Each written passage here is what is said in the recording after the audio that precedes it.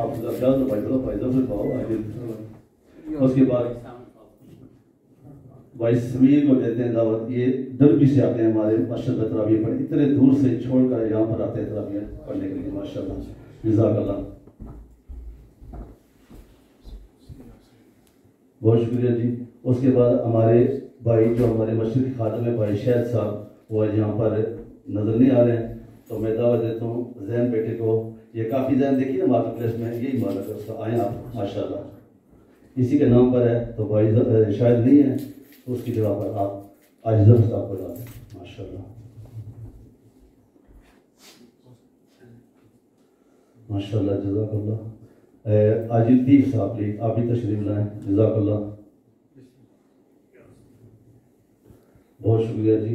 वैसे दिल तो करता है आपको सबको बुलाऊं, लेकिन फिर इतना, जज़ाकल्लाह, बहुत शुक्रिया,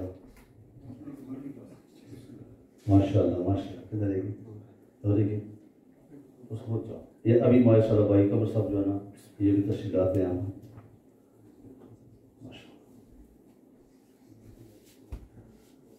अभी तशरीफ लाते हैं भाई रियासत साहब माशाल्लाह। आए प्लीज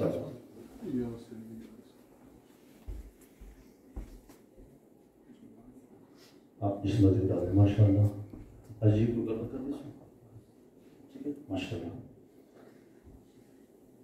तो अभी जो है ना तलावत पाक का इंशाल्लाह आगाज करते हैं। तो उससे पहले